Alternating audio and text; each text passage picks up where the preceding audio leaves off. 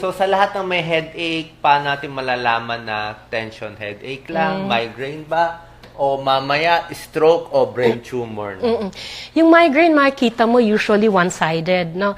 So, yung iba may aura. Minsan parang may blurring muna, no? Pag migraine, Oo. parang lumalabo yung mata. Lumalabo. One-sided, may naka-trigger, no? Usually pagkain, puyat, pagod, no?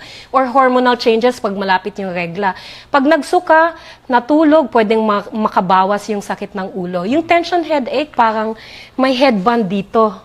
No, parang may nakapatong dito na helmet, ganun ang pakiramdam. So, natatrigger ng stress. Sa init din, pwede rin? Pwede rin init, pero usually stress, kaya nga tension headache. Minsan mabigat yung batok, yung ganun. Oo. So, makukuha yan ng mga exercises natin, di ba?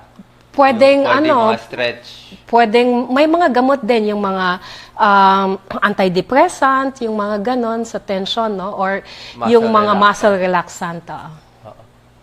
Pain reliever, anong pwede nilang Although, syempre, takot tayo sa pain reliever. Kailan sila magpe-pain reliever? Pwede ba paracetamol lang? Oo. Pwede, pero mahina kasi yung paracetamol. Pag migraine, usually mga sumatriptan ang binibigay, no? Pang migraine attack, no? Kasi pwede rin yung pain reliever, no? Kaya lang mabagal. Yung sumatriptan, or pwede yung mga regular mefenamic, pwede rin paracetamol. Sumatriptan, pang migraine siya. Oo. Anong oras iniinom to bago umatake? At the onset, pag naramdaman niya, nagsasarab na yung ulo, yun ang best time to take it para hindi na Mga dumiretso. ilang milligrams kaya? 50 milligrams. Medyo mahal, no? Medyo mahal, walang generic. Pero kung wala sila nun, pwedeng regular pain reliever, mefenamic, celecoxib. Anong advice mo sa may migraine muna? Ano yung magagawa nilang lifestyle at pagkain na pagbabago para hindi atakayin? Oo. Healthy lifestyle, exercise. Kung mataba siya, pag nag-exercise, mababawasan yung triggers, yung atake ng migraine. Huwag kumain ng may mga monosodium glutamate, mga vetsin, yung mga flavoring, no? So, mga tsokolate, cheese, yung mga red wine, nakaka-trigger yon, no? Bright sunlight, pag lumabas, mag-shades ka, may payong ka na, may pamaypay ka na.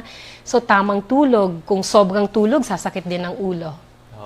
Tapos, paano naman yung headache na dahil sa stroke o baka mamaya may brain tumor?